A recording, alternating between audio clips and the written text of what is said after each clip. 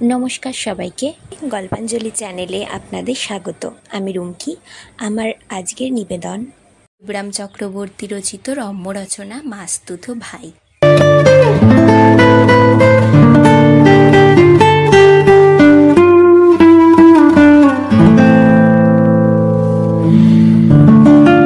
জীবন মরণ সমস্যার দিন আজ একটা।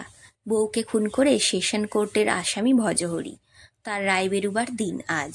মাসতুতো ভাইকে মাসতুতো ভাই না দেখলে কে দেখবে? কিন্তু আজ আর ভজহরিকে দেখা দিচ্ছেন না হর্ষবর্ধন। দেখাশোনা, মামলার তদ্বির যা করবার তা এতদিন সবই করেছেন তিনি, এমনকি 16 আনার ওপর 18 আনাও। কিন্তু আজ আর আদালতের দিকে পা বাড়াবার তাঁর সাহস হয় না।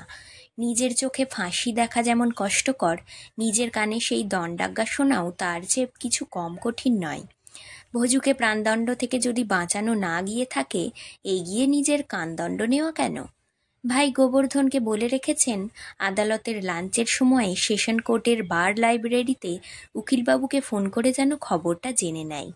কিন্তু গোবর্ধনকে আর ফোন করতে হলো না। 12:30টার সময় উকিলবাবুই খবর দিলেন টেলিফোনে। এইমাত্র ভজহরির দ্বীপান্তর হয়ে গেল যাবজ্জীবন, যার মানে আসলে হচ্ছে 12 বছরের জেল। উকিলবাবু জানালেন, ভোজুটা বেঁচে গেল এই যাত্রা। হাঁপ ছাড়লেন হর্ষবর্ধন। ফাঁসি কাটে লটকাতে হলো না বেচারাকে। তারপর একটু পরে একটা দীর্ঘ নিঃশ্বাস ফেললেন। ভোজুর ভাগ্যকে আমার হিংসে হয়, জানিস গোবরা? কিসের হিংসে? জানিস গোবরা, বছর 12 আগে আমারও মাথায় খুন চেপেছিল একবার।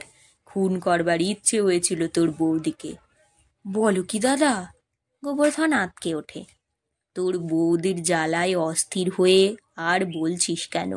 ভেবেছিলাম যে খুন করে বরং ফাঁসি কাটেই চলে যায়, রেহাই পাই দুজনেই। অমন কথা মুখেও আনতে নেই। পারলাম কই করতে, পারলে তো বাঁচতাম।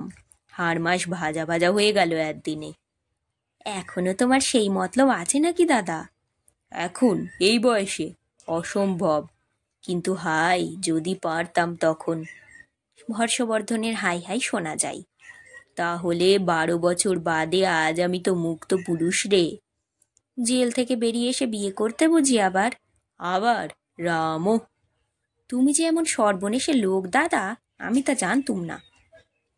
সর্বনেশেই বটে ভাই, নইলে এমন করে নিজের সর্বনাশ করি? আমাদের অত ভালো বৌদি। গোবরা মুখ গোমরা করে। আর তাকেই কিনা তুমি? তোর বৌদি তোর ভালো, আমার কে? দাদাও ফোঁস করে ওঠেন। ভজহরির বরাত জোর, নিজেও বাঁচলো, বউয়ের হাত থেকেও বাঁচলো। 12 বছর বাদে ফিরে এসে দিব্যি স্বাধীন হয়ে চড়ে বেড়াবে। ভজুদা তোমার জন্যই তো বাঁচলো দাদা, গোবরা বলে। তা বলতে পারিস। ওকে বাঁচাতে কম ঝক্কি পোহাতে হয়নি আমায়, আবার তোর জন্যও বটে। সত্যি দাদা, এই বুড়ো বয়সে কেঁচে গন্ডুস করতে হলো আমায়, লেখাপড়া শিখতে হলো আবার। তবে আসলে তোমার বুদ্ধিতেই বাঁচলো ভজুদা।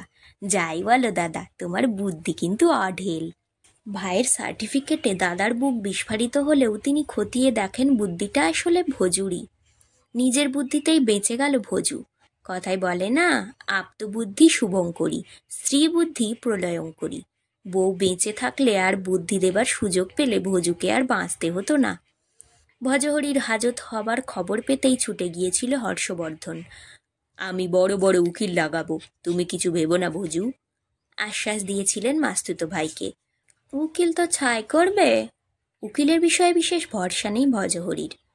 উকিল বলবে, এখন তো দুর্গা বলে ঝুলে পড়ো বাপু, তারপর তোমায় আপিলে খালাস করে আনবো। তাহলে মিথ্যা সাক্ষী দিলে হয় না? মিথ্যা সাক্ষীতে কাজ হয় বরং, কিন্তু এখানে তো সাফাই দেবার পথ রাখিনি ভাই।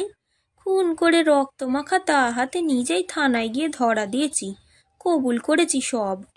এক দায়ে তোমাদের দুজনকেই কেটেছে দেখছি। তখন কি আমার কোনো কাণ্ড জ্ঞান ছিল যে এমন করে পারো আমায় বাঁচাও ভাই? দ্বীপান্তরে আমার দুঃখ নেই, ফাঁসিটা যেন আটকায়। টাকার আমার অভাব নেই, হর্ষবর্ধন জানায়। তোমাকে বাঁচাবার জন্য খরচের আমি কোনো কসুর করব না। আন্দামান থেকে ফিরে এসে মনের মতো বউ নিয়ে নতুন করে সংসার পাতবো আবার। বউ কখনো মনের মতো হয় না দাদা, নিজেকেই বউয়ের মনের মতো করে নিতে হয়। আমি যেমন নিজেকে গড়ে পিটে করে তুলেছি। শোনো হর্ষ, নিচের কোর্টে আমার এই মামলার কোনো ফয়সালা হবে না। সেশনে জুরিদের ভাঙচি দিয়ে মোটা টাকা ঘুষ দিয়ে। বুঝেছি, আর বলতে হবে না, হর্ষবর্ধন বাধা দেন। কেউ শুনতে পেলে আমাকেও ধরে ফাটকে পুড়ে দেবে। ঘুষ দিতে গেলেও জেলে যেতে হয়, তুমি কিছু ভেবো না। টাকায় যা হতে পারে তার কোনো ত্রুটি হবে না, তুমি নিশ্চিন্তে থাকো। কিন্তু সেশন কোর্টে পৌঁছে দেখলেন সে বড় কঠিন ঠাঁই। হোমরা চোমরা যত জুড়ি, গোমরা গোমরা মুখ, সেখানে তার জারি জুরি খাটবে না। তবে ওদের মধ্যে চিনতে পারলেন একজনকে, তাঁদের পাড়াতেই থাকেন, দরিদ্র স্কুল মাস্টার। 40 টাকা বেতন নিয়ে বেতনের খাতায় 120 টাকা পাইলাম বলে লিখতে হয় যাকে। উদয়াস্ত 10-5 টাকার গোটা 10 টিউশনি করে সংসার চালাতে হয় যাকে। ভাবলেন তাকেই পাকড়াবেন। কথাটা পারলেন গোবরার কাছে। বুঝলি, 102 টাকার একটা টিউশনি দিয়ে ওকেই হাত করতে হবে। কিন্তু পড়বে কে? বাড়িতে পড়বার ছেলে কই তোমার? গোবরা শুধাই। তা বটে। হর্ষবর্ধন খতিয়ে দেখেন, বাড়িতে ছেলে বলতে গোবরা আর মেয়ে বলতে উনি, গোবরার বৌদি। মুখে পড়বার কথা বলতে তার সাহস হয় না। তাহলে হয়তো বউকে বিধবা করে বউয়ের হাতে নিজেকেই খুন হতে হবে। অগত্যা। কেন, তুই আছিস তো? ছোট ভাই তো ছেলের মতোই, জ্যৈষ্ঠ ভ্রাতা সম পিতা বলে তাকে শুনিসনি? তুই পড়বি। আমি? গোবরা আকাশ থেকে পড়ে। এই বয়সে? পড়বার আবার বয়স আছে নাকি? সব বয়সেই বিদ্যা শিক্ষা করতে হয়। মরবার আগে পর্যন্ত জ্ঞান অর্জন করে যায় মানুষ। না দাদা, লেখাপড়া করা আমার দ্বারা হবে না। আরে পড়বি নাকি? পড়ার ছলনা করবি মাত্র। ছলনা করতে আমি পারবো না। মাস্টারকে আমার ভারী ভয়, নীল ডাউন করিয়ে দেবে। তা দেবে, সে কথা ঠিক। সায় দিতে হয় দাদাকে। আমি না হয় চেয়ার বেঞ্চির বদলে নরম গদি ফরাস পেতে পড়াবার ব্যবস্থা করছি। তাহলে তোর হাঁটুতে আর তেমন লাগবে না। না লাগুক তো আমার আত্মসম্মান হানি হবে তো, যদি আমার কান মুলে দেয়। তখন বাধ্য হয়ে হর্ষবর্ধনকে উদ্যত হতে হয়। কিন্তু ভাই গোবরা, বাঙালিকে বাঙালি না রাখিলে কে রাখিবে? কে বলেছিল এ কথা? চন্দ্রশেখর। চন্দ্রশেখর বলেছিল?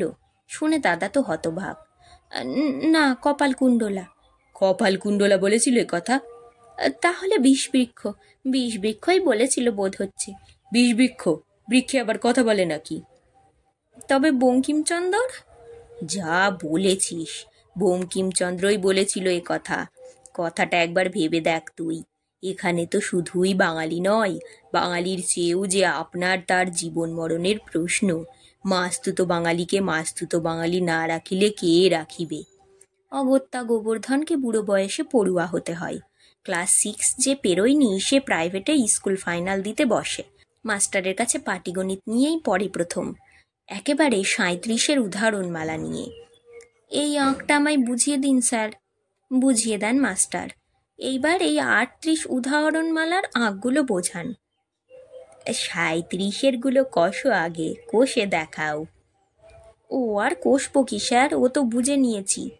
বুঝেছ কি না কষে দেখাও। আপনি বলছেন বুঝিনি আমি? বলছেন কি আপনি? তাহলে এতক্ষণ ধরে আপনি কি বোঝালেন আমায়? এই রকম দিনের পর দিন উদাহরণের পর উদাহরণ এগুতে থাকে। অঙ্কের বোঝা বাড়ে। অবশেষে গোবরা আর পারে না, দাদার কাছে এসে কেঁদে পড়ে।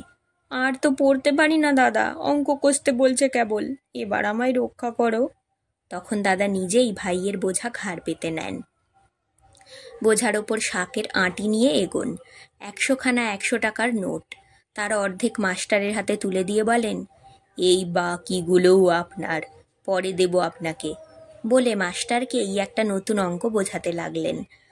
আপনাকে আর এর বেশি কিছু করতে হবে না, কেবল বাকি 5 জন জুরিকে নিজের মতো আনতে হবে। তা আপনি পারবেন।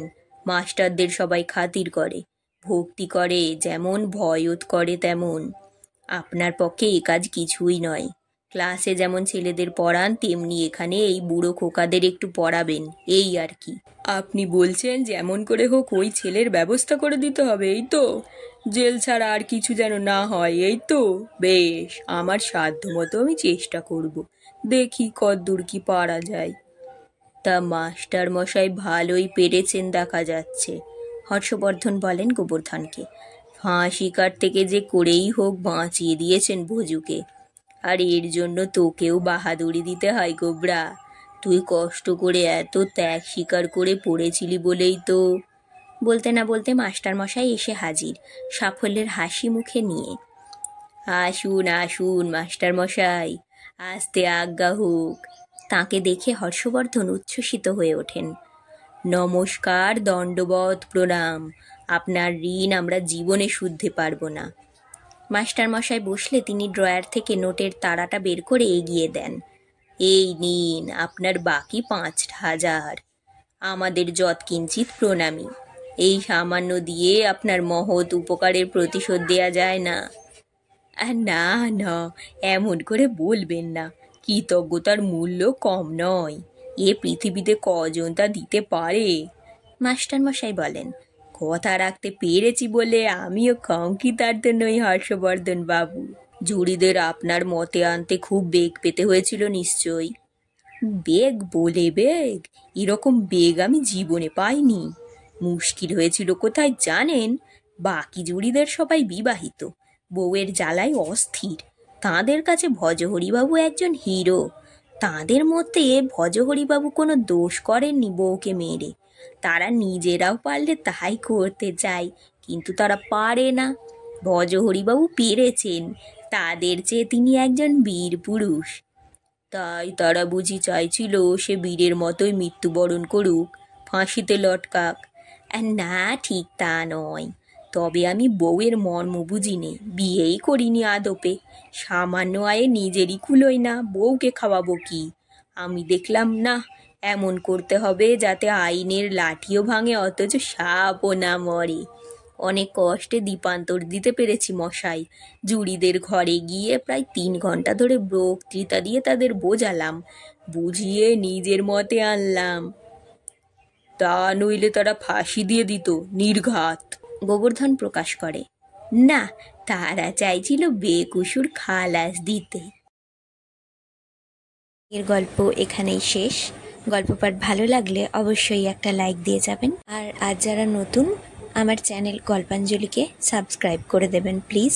আপনার একটি সাবস্ক্রিপশন আমাকে আরও অনেক ভিন্নধর্মী গল্প পড়তে উৎসাহিত করবে। ধন্যবাদ, ভালো থাকবেন সবাই।